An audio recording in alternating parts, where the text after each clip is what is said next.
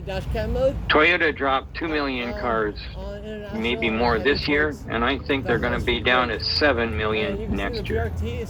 That's a hell of a drop from 11 or 12 million down to 7 million. Why? Because they didn't stay focused on what was important, and what was important was electrification through batteries, not hydrogen. And I don't know how many times I've said this, but probably too many. Hydrogen is good for large airplanes, large ships, that doesn't work. And so VW is going to also take a gigantic hit. GM sat on their hands too long. Basically, we've tried to trace back where did range anxiety come from. That's probably from GM marketing. Now they're trying their best to catch up, but I mean, they picked technologies that are going to be passé in a very near future, and they made a mistake. And BMW, Mercedes, Honda went in the wrong direction as well. All these guys, they believed the big consulting houses. So, I mean, I'm not going to throw anybody under the bus, but I'm going to tell you what my next read is. Can you give me that book? My next read. Book recommendation by Sandy. I love this. Book recommendation. Start a book club. Yes. That's it. Oh, there we are. When McKinsey comes to town. Okay. I have used that line quite a bit because the big, giant companies do what the big boss wants, or what's going to be good for the big boss. Not necessarily what's going to be good for the economy. Almost never for the economy. They can take big companies and shrink them down into small ones, like overnight. Good example, GE. Amazing. When I was a kid, GE made everything from light bulbs to jet engines. You use your hands. Not much now. So I think that they were listening to all of the big, giant conglomerate consulting houses, and they weren't paying enough attention to the people, the governments, the environmentalists, pretty much everybody. They told big management what they wanted to hear. Oh, you're on the right path. Don't worry about anything. 2044, 2045, that's when you need to make a decision. And that's what wound up happening.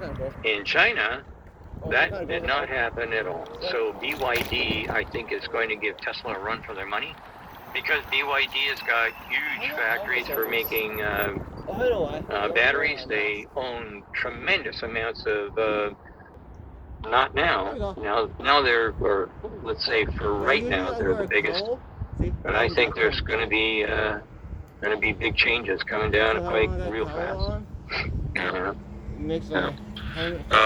Okay. I know, Jordan, you came off mute, but I also wanted to throw to Borkham. Did you have something you wanted to expand on this topic before I throw it over to our friend on the bottom left corner here? Or are you good as far as this one goes, Jordan? You good where you're at? Can you hear us? Jordan, hello? Yeah, I can hear you. Oh, sorry.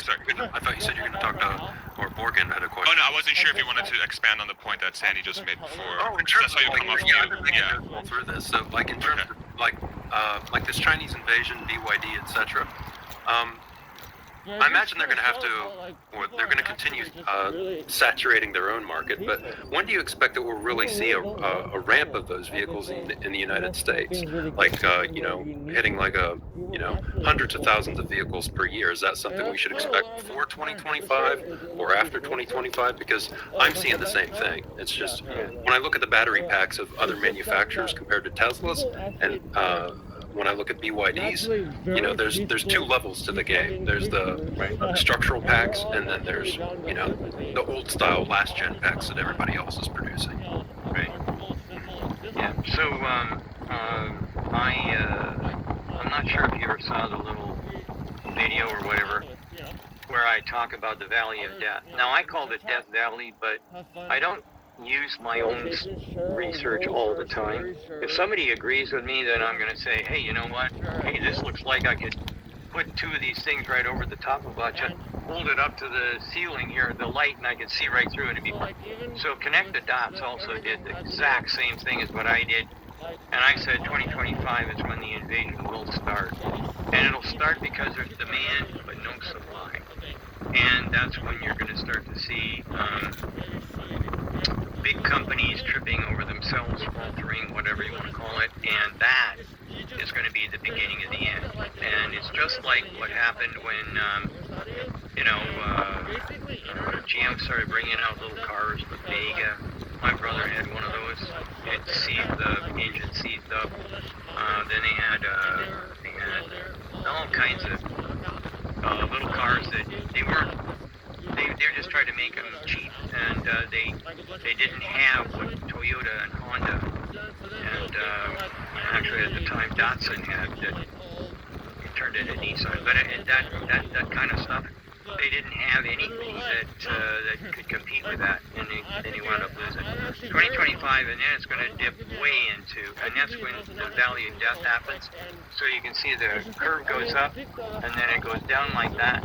That's where that curve where it goes down like that, that's the supply from the conventional OEMs being eclipsed by the demand for the type of product. And that's where we're going to see some bad things happening. And there it is, right? There it is. That is that's the chart from the folks over at Connect the Dots. On that note, in terms of scaling, you've mentioned that you think fuel cell slash hydrogen has some niche use cases that it applies to, like semis. Right. But one thing that I'm thinking in that department is it seems like batteries are driving the cost down so quick, and there's so many efficiencies there that it feels like it's even though right now there's certain niche cases where batteries aren't the best for semis, I have a feeling they're going to get there before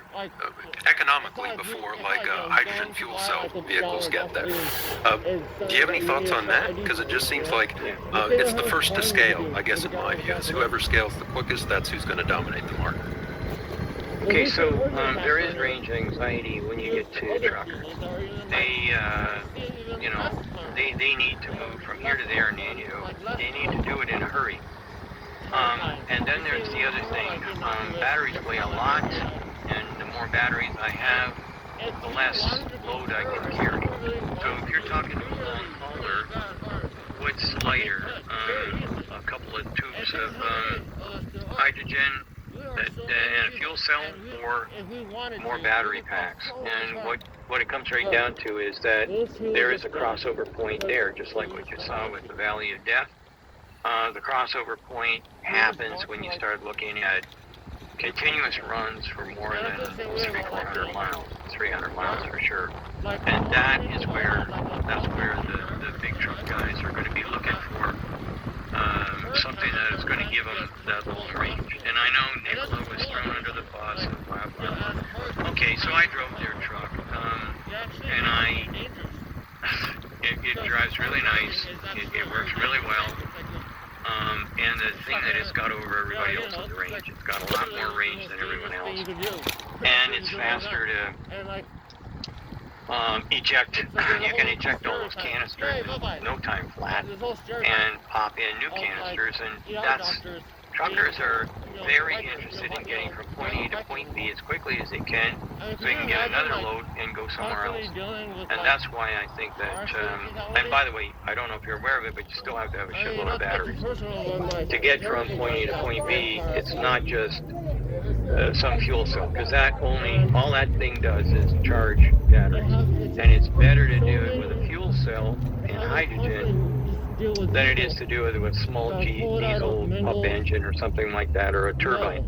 We've tried everything in the, I don't know if you knew it, but I've worked in the truck industry for a long, long time as well, heavy Class 8 trucks, and we've tried everything.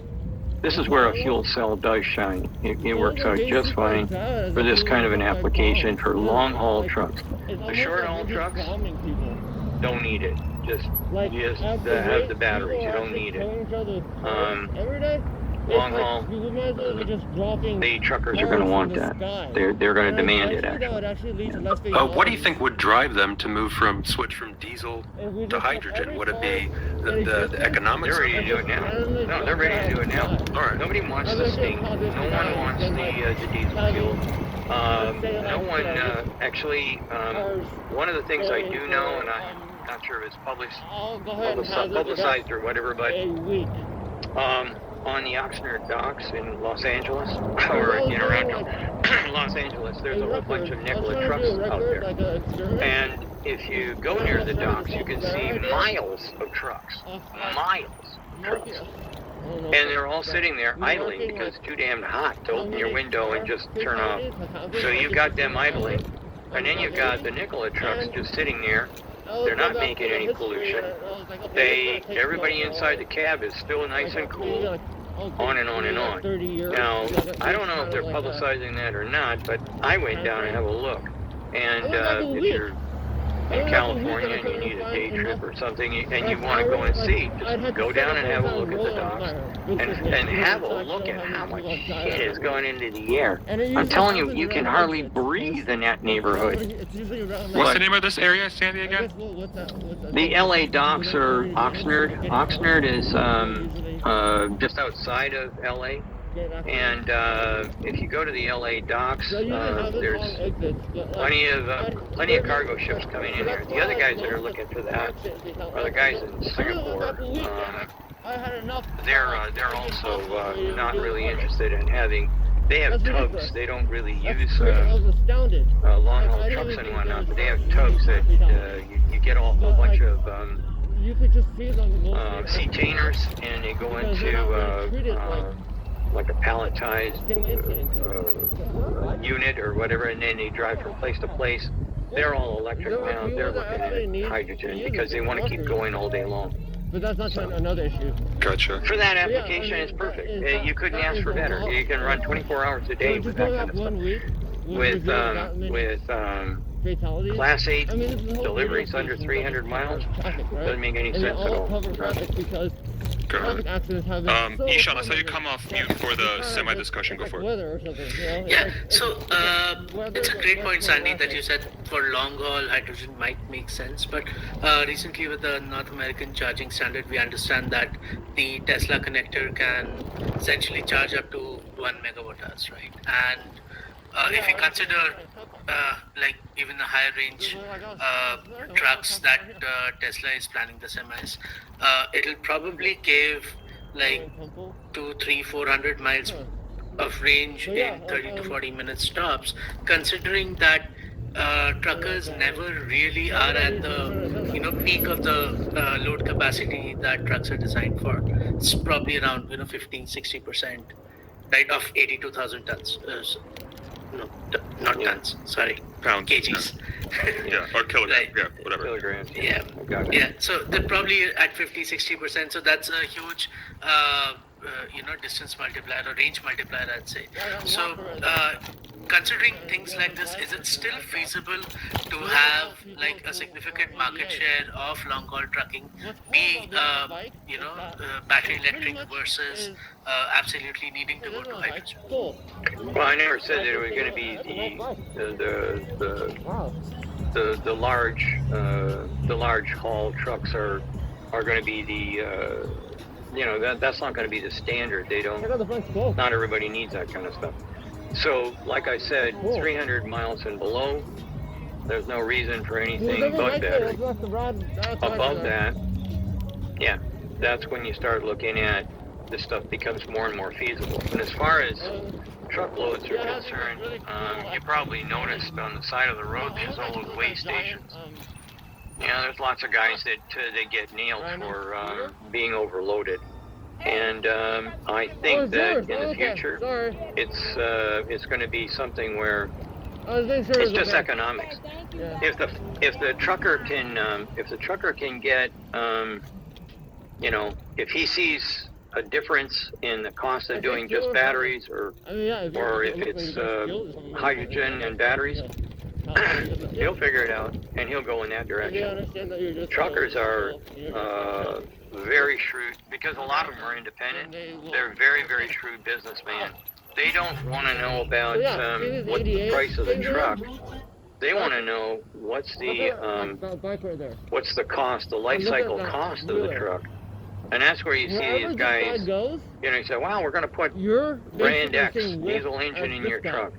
And they go, I don't think so. Because they know they're not going to get a million, they want 1 million miles out of a diesel engine. They know they're not going to get 1 million miles out of that. That's where some of the imports from Russia gave a good shot at that. They tried to get their diesel engines in. That didn't work. And then China sent lots of diesel engines. First off, they didn't pass the emissions, and secondly, they didn't last that long. So truckers are astute people. They do not buy just based on price. They're going to look at their particular business case, and then they'll sort it out. But they always ask for the same thing. What's the life cycle cost of your vehicle over 2 million miles? Got it. On the case of Tesla and the semi, so under 300 miles, pure EV makes sense for semi. We did a little exercise on this channel on one of the forums that we had, where we're trying to come up with the economics of what this Tesla semi could look like, and we're trying to figure out what it's going to be priced at, how much margin they're going to be making on this thing. Do you have sort of an idea of what that could look like for Tesla? I think we're viewing, I'm trying to find the freaking spreadsheet, I can't find it, but I think we were thinking somewhere between 100 and maybe 50 to 100,000 units per year. They could maybe charge about 300,000 per. Then you think about their cost. They should have a lot of shared parts between sort of this collection that they've built. Theoretically, they could leverage some of it to build out the semi, so your cost per unit comes down, and then you have the full self-driving technology on top of it. So we're thinking somewhere between 40 to 50% gross margin. Like how do you think about the unit economics for Tesla for the semi? Well, for the semi, I don't see much in the way of like the batteries. Yeah, they could probably use their own batteries. But when it comes to the drive motors and everything else, that's going to be totally different. They'll use the same techniques and probably the same technology, but they won't be the same electric motor. You might be able to use some of the inverters maybe, but at the end of the day, the frame is different, the cab is different, the instrumentation will be different, the seats are different, or sometimes you just buy one seat. All this other stuff that goes along inside there is going to be different. And then regen braking, I'm definitely wanting that. I mean, I don't know if you guys heard or remember, but when Corey and I went across the country, we had to leave Eugene, Oregon, and then go up into the mountains, and we're like down to near to nothing in our batteries. And the snow, right? And the snow was chasing us. Yeah. We didn't see this. We saw the snow every once in a while, but it was chasing us. And so, but when we went down the hill, we got all our battery charged back. I mean, this was like free energy. I couldn't believe it. And that's kind of like what's going to happen with these big truckers. You can get 600 miles out of something if you're going up the mountain and down the other side. And not only that, you won't get a runaway. That's the big thing about electric trucks. There's no such thing as a runaway. If the things go down, your brakes don't fail. You're regenning. You're filling your batteries back up. This is like gold. It's like free. Actually, I'll tell you. Sue and my wife and I went to a deal in Canada, we went in the Rivian. So, geez, you know, I went a little too fast, and I knocked the amount of miles that we had left down. We got across the border, and the little map said, "Hey, don't take the expressway. Take Woodward or something, because there's all kinds of crap going on." So we went around, and we're going down. We were in Windsor. I think we were at like 35 miles or something like that. And I thought, we'll get something when we get to the States. So we got across the border. We went on to Woodward Avenue. We're going along and along and along. Finally, we get to basically within 10 miles of our place. It said 42 miles because it's stop and go, and I only drive with one foot. Or one pedal, I should say. It gave me mileage back. How much better does it get? What kind of a fool would? If I was, that's the worst time to drive a petrol car or a nice vehicle. You can't win. It's not possible to win in bumper to bumper traffic. The gas gauge goes down and you just get frustrated. But with driving in bumper-to-bumper traffic with an electric vehicle, or going downhill in an electric vehicle, and you get the stuff back for free, that's where truckers. That's why diesel is going to vanish in a hurry. Anything that's going to be east-west kind of travel over the top of the mountains, yeah, the truckers are going to be. We want that one.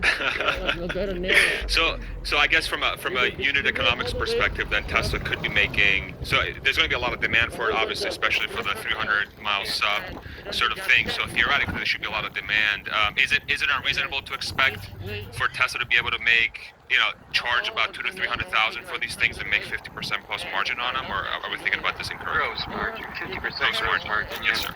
Yeah, I see no reason why they couldn't make that happen, because actually they could probably charge even more, because once truckers find out about the advantages for electric vehicles, first off, just see the price of diesel. I don't know where it is where you live, but diesel's now to the point of being $4.60. Really, yeah. That's cheap.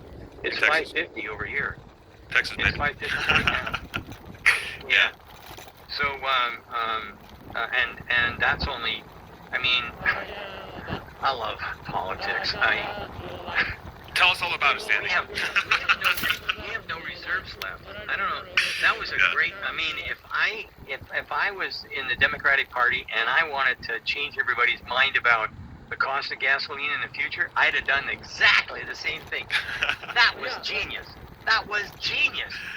Deplete the reserves after the election. Look at the price of gasoline. But it's too late. I'm already in. Yeah. I would have run as a Democrat this year. Anyhow, at the end of the day, gasoline, diesel fuel, all the stuff's going to go up and up. We have no choice. It has to go up. So is natural gas. We have no way of doing anything but that.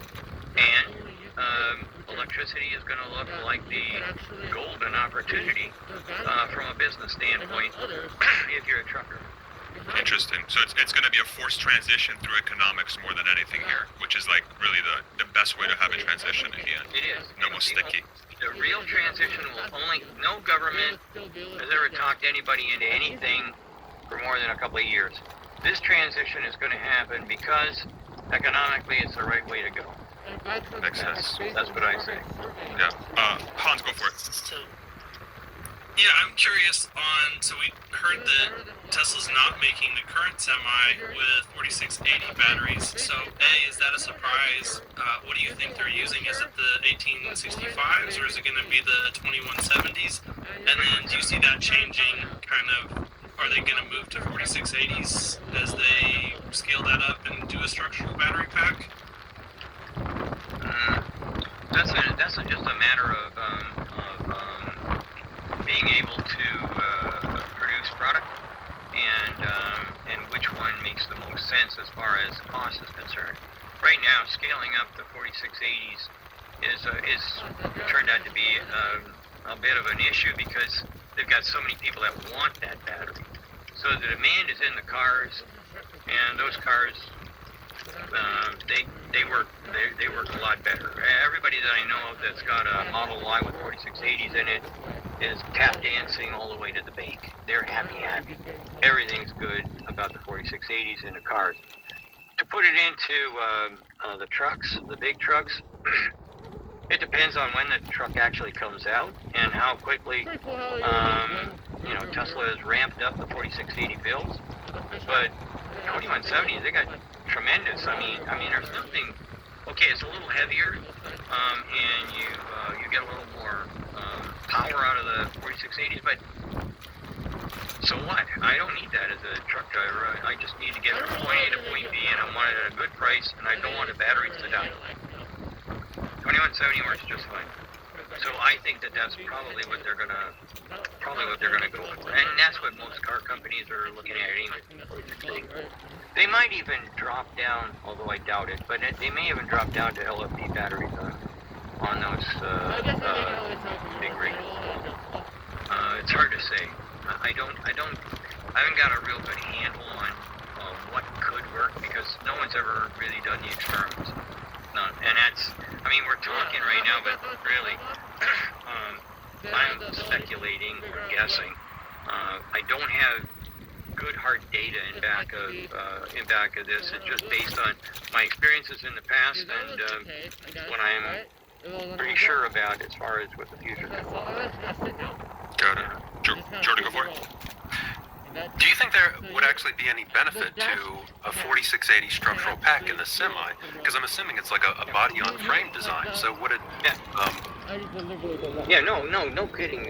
The 4680 is a better way to go. It's going to give me more power. It's going to be lighter. It's going to be more cost-effective. It's going to be longer life. It's going to be easier to cool. 4680 is the way to go, period.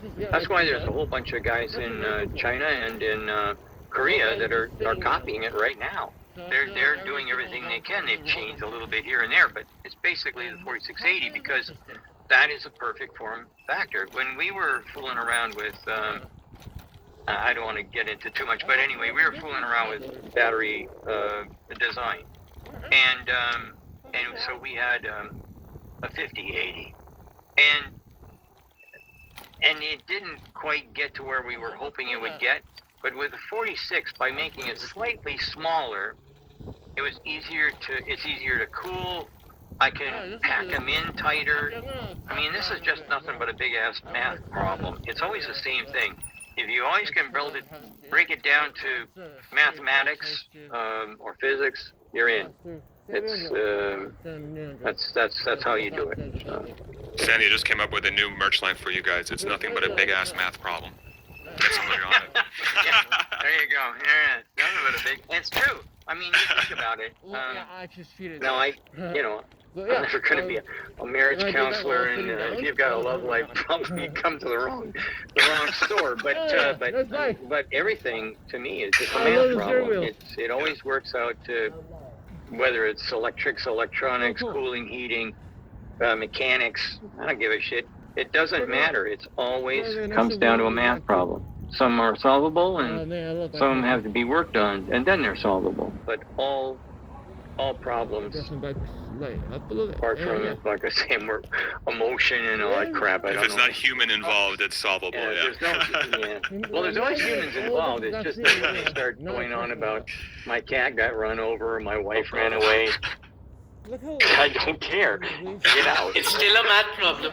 It's still a math problem. Yeah. Are you going to show up tomorrow? That's the math problem. Yeah. Are you surprised by the speed of Tesla's? I guess not surprised, but what are your thoughts around Tesla's current 4680 ramp altogether? So I think it's been sort of a little bit well documented that, so at least on the earnings calls, it seems like one of the questions they always get is like, hey, 4680, it's going slower than it seems. It's going slower than it seems, and of course it has a lot of challenges. But any thoughts around how Tesla's progressing on that front? Personally, I think that they're changing the chemistry on the fly. You saw our things when we tore apart the Tesla batteries that we had, the 4680s we had, and looking for parking. We wound up with different results than the one that Galley sent off to UCLA or wherever it was that they took it apart. We were talking about fume hoods, and we'll do it outside, and everybody has to be in a spacesuit and whatnot. Finally, we pulled the can to pieces and melted it. And when we pulled it apart, it was a lot drier than I was anticipating. I mean, they called it a dry cell, but that's That's pretty dry. I think they're within spitting distance. Little joke on liquids, but anyways, spitting distance of a solid state battery. And certainly, when I went and looked at the guys' battery packs, the solid state battery packs that they did over at QuantumScape, So I'm gonna take some pictures and I called them on it as well and said, hey, this looks like a semi-solid state battery, not a solid state. Well, yeah, I guess. So that's kind of like what I looked at, but it's something, almost a semi-solid state battery. And I'm sure you're going to get a ton of viewers saying, he's incorrect, and now let me talk. Okay, fine, go whatever you want, but... I'm looking at the comments right now, Sandy, I'll let you know. Really? Oh, okay, good. But anyway, what I'm seeing is that I think they're changing the chemistry on the fly, on the hop. And I think they've got different batches that are out there to find out how did this work versus